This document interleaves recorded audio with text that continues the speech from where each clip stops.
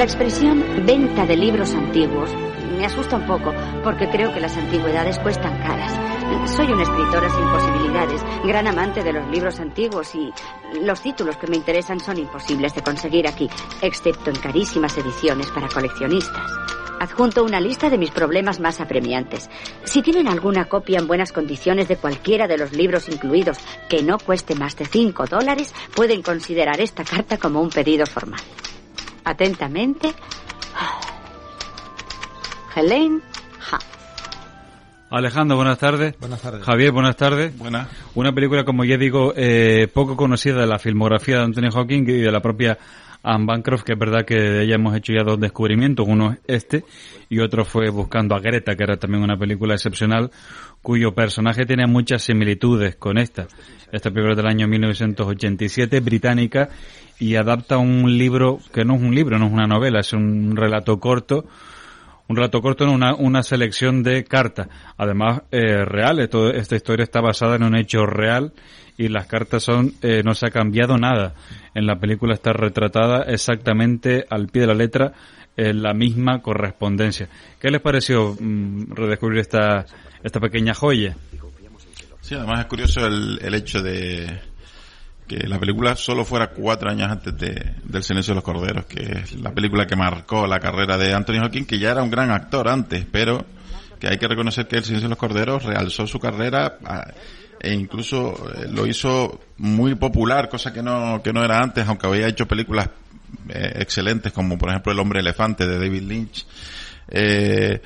Aquí es una película esta que yo no había visto, me la imaginaba de otra forma. La carta final incluso la tenía situada en otro tema totalmente diferente, incluso algo más en plan Segunda Guerra Mundial, con nazis de por medio y tal. No sé por qué, me da que es que la confundí yo con otra película.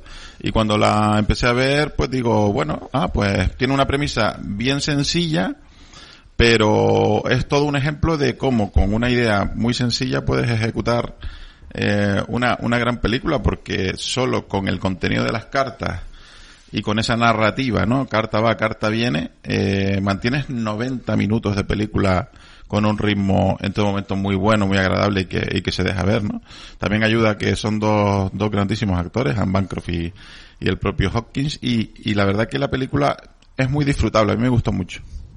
A mí bueno, lo que dije la semana pasada con la película Ansia de Vivir de Julie Andrews, me pasa lo mismo, una película, esa joyita de los 80 que se niega a hacer por programas de este tipo, o salvo que tú investigues un poco la filmografía de estos actores, en este caso Anthony Hopkins o Anne Bancroft, porque también hemos visto hace poco El Milagro de Anna Sullivan, que hace una interpretación magnífica. Salvo que tengas ese interés, son películas que ya pasan a la historia y que son muy difíciles de conseguir y que a lo mejor no te sentarías a verlas, pero lo que dice el compañero, ¿no? Te pones a verlas y descubres, ¿no? Que ahí hay partiendo de una idea sencilla, un guión sencillo, pero el ritmo y la narrativa, contar la película por correspondencia, también el mirar al público, ¿no? Tan teatral, o lo que se llama derribando la cuarta pared, que se llama en teatro, y en cine creo que también tiene el mismo nombre, ¿no? Creo que hace una película muy interesante a nivel psicológico de describir a los personajes, ¿no?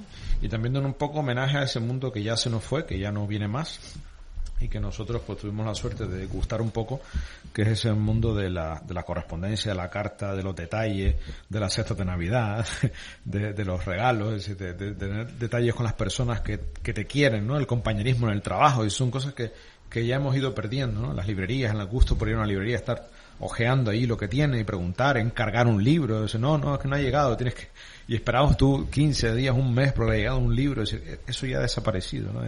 Estamos en un mundo con unas claves totalmente distintas, y esta película es un homenaje a ese mundo que ya se nos fue.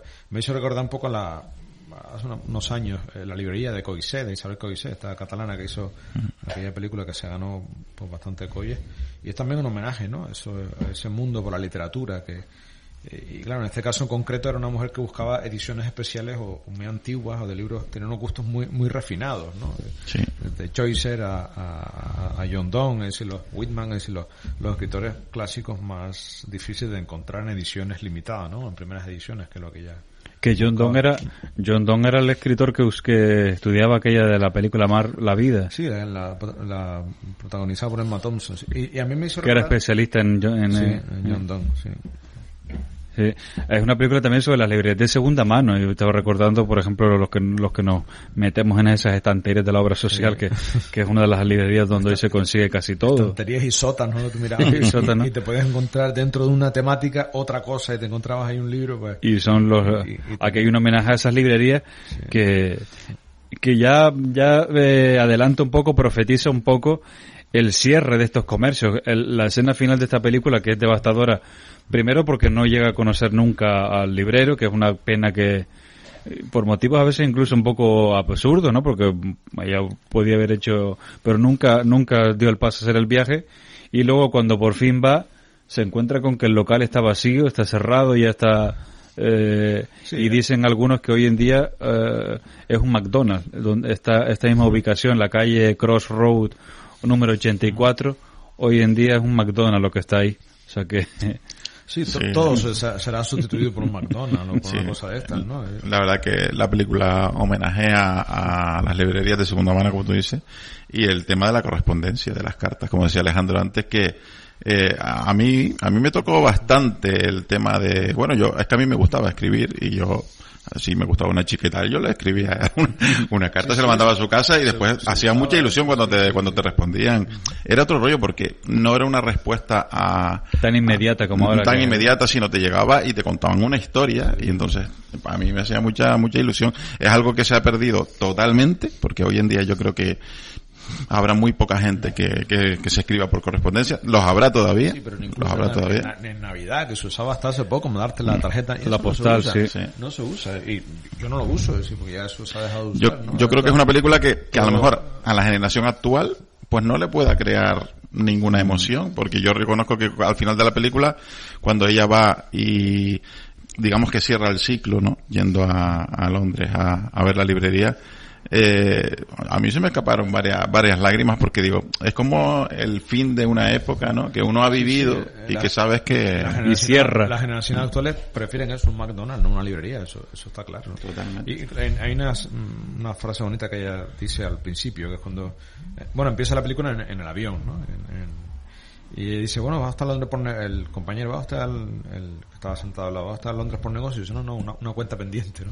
Y claro, la pobre llega allí, claro que va sabiendo que ya va muerto, sabiendo que no hay nada, sabiendo que, y es una tristeza, una desolación. Me hizo recordar también la película que vimos aquí no hace mucho, la de Fahrenheit 451. La quema de los libros, la destrucción de los libros, de la cultura, es decir, todo eso, un mundo que ya no... Que se lo tienen que aprender de memoria para no perderlo, y se ponen a recitarlo. Había colonias enteras por ahí de personas que sabían libros enteros. Después la película también tiene momentos entrañables de estos, como, es decir, al final todos terminan participando en ese proceso de mandarse las cartas, todos terminan participando en los regalos de Navidad, y a mí eso me recuerda a estas películas clásicas como la de Lubitsch, la del Bazar de las Sorpresas, ¿no? En la que en un microcosmos tan pequeño como una librería se crea un mundo con varios personajes que no sé, me recordó esa película. Sí, porque parecía que podía ser la película basada en el dueto de Hopkins Bancroft, pero no es así. Yo tenía también la película más o menos, se me hacía recordar lo que queda del día, que también de Anthony Hopkins y Emma Thompson, la que eran mayordomo y que siempre guardan las formas. Nunca llegamos a confesar esa película es demoledora, es desgarradora, eso es terrible para todos los sentidos, ¿no?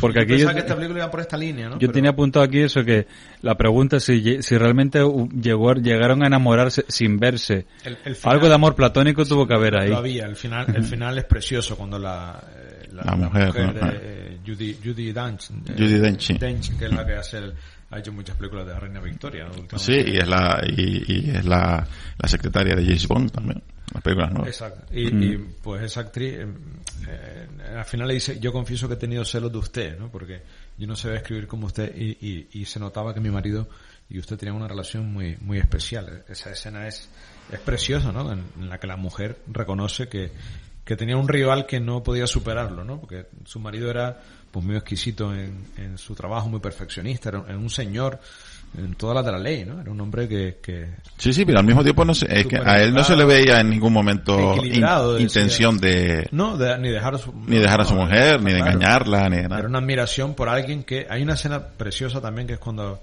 entró aquella americana, creo que era la amiga de esta mujer, de Helen, y fue a pedir algo y él pensaba que era ella, ¿no? Así que dijo, no, es una norteamericana, sí, vivo en tal sitio. Entonces cuando le dije la dirección dice, no, ya no es esta, ¿no? Pero la amiga sí que fue. La cara se le iluminó, ¿no? Como diciendo, no me acuerdo ahora si él la llega a ver a ella en fotos. Ella a él no, sí, ella nunca llega a mandar fotos. No sé si él sí. Él sí mandó. Él sí le mandó. Pero ella no. Y toda la... Y la familia, las niñas y todo. Sí. Pero yo creo que sí, que aquí tuvo que haber algo de amor platónico entre... No sé si... yo creo que él más en él, que la idealizaba. Yo creo que él a lo mejor idealizaba a esta mujer, sí, aunque tenía algunos arrebatos de carácter. Dice, es usted una persona, tiene una persona muy inteligente, culta, pues no sé, dice joven, inteligente y culta, no sé, dice, bueno, pues mira, parezco una mujer misteriosa, ¿no? Sí, porque ella además, lo que tú decías, Oscar, ella no dudaba en si había algo que le mandaban que no era correcto, en quejarse y protestar. No era lo idílico de decir, ay, que bien encontrar una librería que me mandan lo que yo quiero, y entonces y echaba sus broncas por correspondencia. Mandaba una mierda de traducción aquí de la Biblia, que esto no, y el otro esto no lo acepta nadie, ni un anglicano, ni un... Y el otro intachable, Anthony Hopkins, que no pierde la forma nunca. No pierde la forma ni como caníbal, pues es un actor que en ese papel, además un Anthony Hopkins que está muy de presente, porque en la película El Padre, que está nominada al Oscar, por lo visto hace una interpretación magistral en esta última película que estuvo en el cine. Hopkins es uno de los grandes, ¿no? Por lo menos, y sin embargo esta película es de las que menos se conocen. Después un hombre que es tan sencillo en su vida personal, es un hombre tan austero, leí unas declaraciones de él que me asombraron, ¿no? Como si fuera como un hombre tan brillante como Hopkins dice esto, dice resulta algo así como muy tranquilizador o muy relajante, que en el fondo todos somos dice que todos somos irrelevantes, ¿no? Como en el mundo, en el universo tan grandioso que tenemos, pues todos somos irrelevantes, ¿no? Entonces con una figura de esta talla o de esta envergadura diga esta frase, es decir, reconoce que es un señor de una humildad y una sencillez. Que incluso es ser del Imperio Británico, ser Anthony Hopkins. Sí, ha sido galardonado como Elizabeth Taylor y como Julie Andrews, que recibieron la medalla de la reina. Sí, este hombre, el escocés, que murió hace y poco. Sean Connery también. Sean Connery era caballero también. La reina siempre ha tenido una distinción especial a los grandes actores nacidos en Inglaterra. Pues como siempre se pensaba que Julie Andrews y Elizabeth Taylor eran americanos, pero no, eran inglesas. Y bueno, y aquí sale la coronación de la reina en el año 1953. Sobre todo el caso de Elizabeth Taylor, ella era inglesa, Elizabeth Taylor. La viva de esa película. Fue el otro día, el martes, el aniversario de su fallecimiento, el 23 de marzo. Y aquí, verdad que eso que decía, lo de la reina, con qué respeto se ve y cómo se ponen como si estuviesen delante de ella, ¿no? Que se ponen de pie delante del televisor cuando suena el himno nacional. Eso es algo muy británico. Cuando murió uno de sus compañeros, dice, pues esta semana ha muerto, no me acuerdo el nombre, ¿no? Aquel señor que fue al hospital a verlo. Dice, entre eso y la muerte del rey, pues tenemos unas semanas muy difíciles, ¿no? Claro, eso para los ingleses es importante, ¿no? Y es todo un orgullo el cantar el himno nacional. De hecho, lo es a diferentes niveles culturales, incluso en campos de fútbol, lo cantan con todo sentimiento, ¿no? El tema de la monarquía tal representa, basada en el honor, ¿no? Como dicen ellos, ¿no? En un referente nacional, que en este caso... Ellos saben que son un pueblo muy diferenciado. Ellos saben que los ingleses siempre han sido un pueblo muy diferenciado con respecto al resto del mundo, y ellos se enorgullecen de ello, y hoy en día siguen haciéndolo, está claro. Sí, y lo siguen siendo, y siguen destacando. Incluso cuando se bueno, el Brexit y tal, ya ellos tienen su comunidad, su comunidad de naciones, ellos no necesitan ni Estados Unidos, ni Europa, ni nada. Ellos tienen se consideran tan únicos y tan distintos a los otros que lo siguen manteniendo, no tienen una identidad muy, muy, muy diferenciada. Aquí donde se ven las diferencias culturales con Norteamérica. El avance, sobre todo.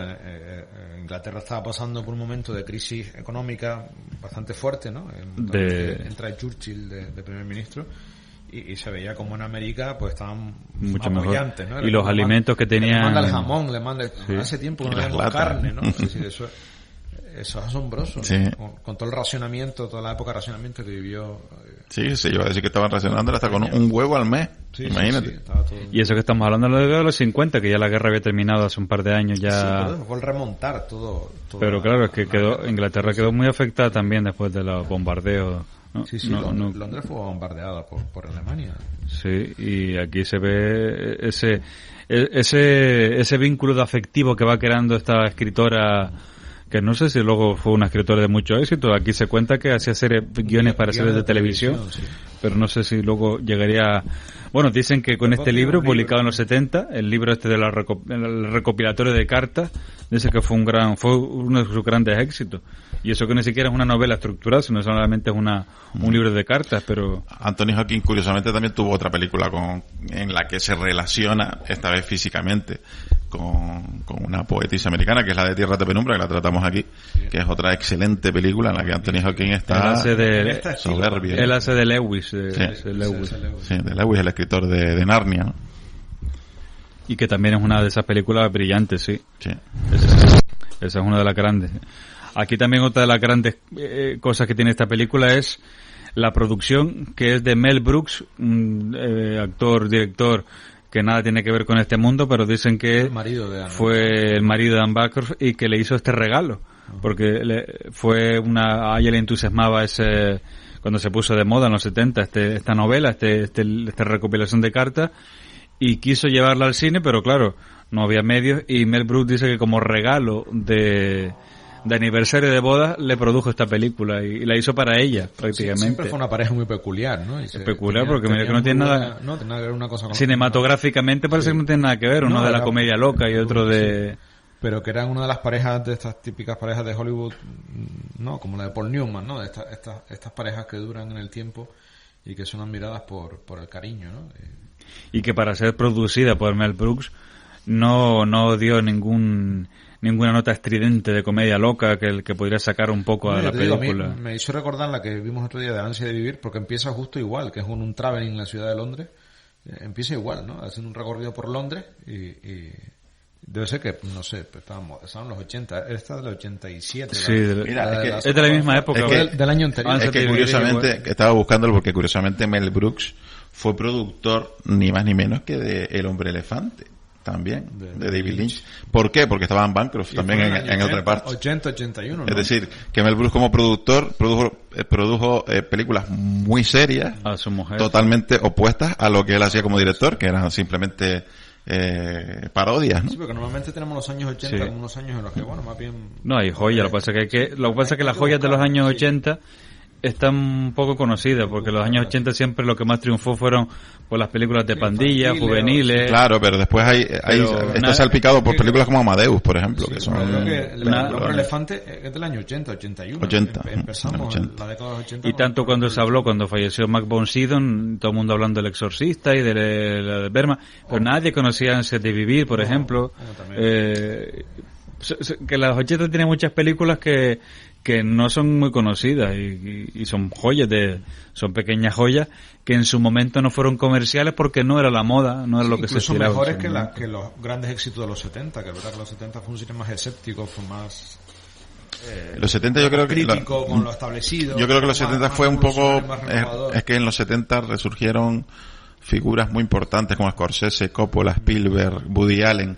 Son varias figuras del cine americano al mismo tiempo, y eso fue una ebullición de calidad y de nuevas narrativas y nuevas formas de hacer cine que fue tremendo, ¿no? Por eso los 70 son tan destacados en cuanto a películas, no solo obras maestras, sino películas que marcaron después el devenir del cine en los años siguientes. Y después en los 80 es lo que dice Oscar, cuando piensas en los 80 piensas en Cazafantasmas, en Regreso al Futuro, en no sé cuánto, pero después está salpicado por estas películas más pequeñas que pasaron un poco sin pena ni gloria, pero que eran muy buenas pelis. Y sobre todo muy buenos dramas hicieron en los 80, La Fuerza del Cariño, Magnolias de Cero. Incluso premiadas con el Oscar, porque La Fuerza del Cariño ganó el Oscar. Sí. Gandhi ganó el Oscar, Amadeus ganó el Oscar. Es decir, no es que, digamos que había dos cines, el cine del público, al que ibas a divertirte, y después el cine, academia, el cine que estaba en los premios, ¿no? El cine que estaba más en los Oscar y demás. Señor, me parece de necio seguir con el muy señores míos, puesto que es usted el alma solitaria que recibe mis cartas. El libro de Savage Landor llegó sin problemas y se abrió por sí solo a un diálogo romano en el que dos ciudades acaban de ser destruidas por una guerra. Crucificaban a todos y a los soldados romanos les imploraban que terminaran con su agonía. Será un alivio dedicarse a Esopo y Rodope, en el que lo único preocupante es el hambre y la pestilencia. Me encantan los libros de segunda mano que se abren por la página que su dueño anterior leía con más frecuencia. El día que llegó el de Hazlitt, se abrió por la frase «Detesto leer libros nuevos». Y grité «¡Camarada!». Le adjunto $1, ya que Brian, el novio inglés de Kay, dice que con él cumplimentaré los 8 chelines que le debo. Usted olvidó traducirme el cambio. Aquí también un retrato perfecto de esta mujer es lo excéntrica que era. Y cómo vivía en aquella casa que se estaba cayendo a cachos. Pues ya tú ves, más que excéntrica, a mí me parece una mujer feliz en todos los sentidos, ¿no? Una mujer que disfrutaba la soledad de los libros. Que realizada, ¿no? Una mujer que normalmente ahora empezaría a buscarles traumas a la gente por todos sitios, una mujer soltera, ¿no? No tenía pareja conocida, no apareció por ningún sitio. Pues cultivaba mucho la amistad, ¿no? Los íntimos, sus amigos los tenían muy bien cuidados. Se vivía por los demás en ese tipo de detalles, ¿no? Le invitaba a cenar, hacía un pudding, una tarta, no sé qué. A esto les mandaba, pues, estas cosas por Navidad. Yo creo que era que vivía feliz, ¿no? Una mujer muy preparada para la pandemia. Era una intelectual. Para un confinamiento. porque claro, pues, un confinamiento lo llevaría estupendamente, porque era una mujer con un mundo interior muy rico, y que solo ella con sus libros y sus cartas y sus... Es lo que hemos dicho otras veces de las salidas de repuesto, ¿no? Y sus salidas al Central Park.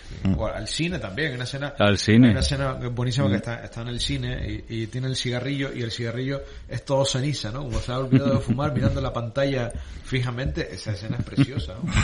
Te digo que esta película es un homenaje no solamente a las librerías, sino a todo eso que hemos perdido. Las salas de cine, los detalles, la correspondencia, el ojear libros, el oler los libros, eso...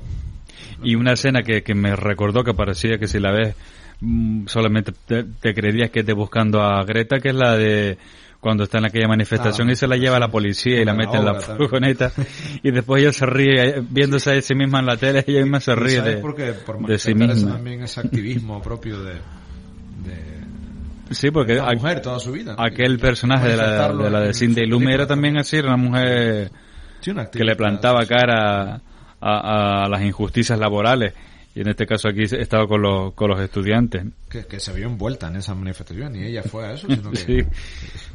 A mí lo que me resulta, digamos, que a lo mejor rompe un poquito, o se hubiese podido haber hecho mejor ese clima pero yo creo que no quiso ser una película tan sentimental, es cómo se entera de la muerte del libero. Simplemente le escribió una carta y la contestación es, pasados varios meses, él no le va a poder contestar porque falleció hace no sé cuánto tiempo, ayer fue el funeral.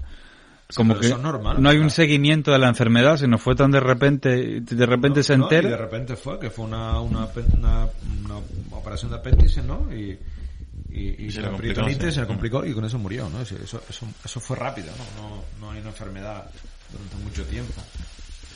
Sí, pero que en la película no, que eso es una cosa loable, no cae en la sensibilería, sino que para nada, no va por ahí. Lo expresa de una manera tan cortés como ha sido toda la correspondencia. Incluso en ningún momento te da a pensar que ella quiere que él rompa con su mujer y se enamore. O sea, no, eso sería hoy, a lo mejor hoy sí sería más romántica. En ese momento, ¿no? Incluso hay un respeto por su familia, porque por sus niñas, claro.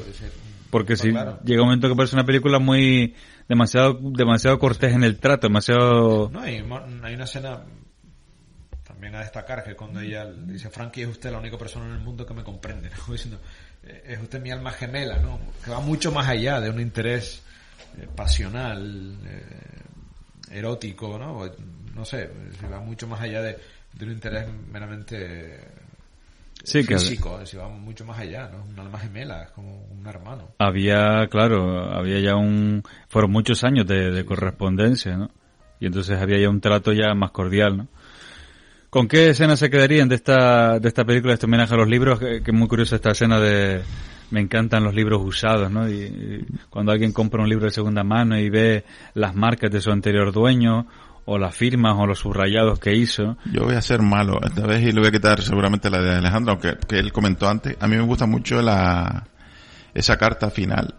No la final del todo, sino la que le manda a la mujer de él.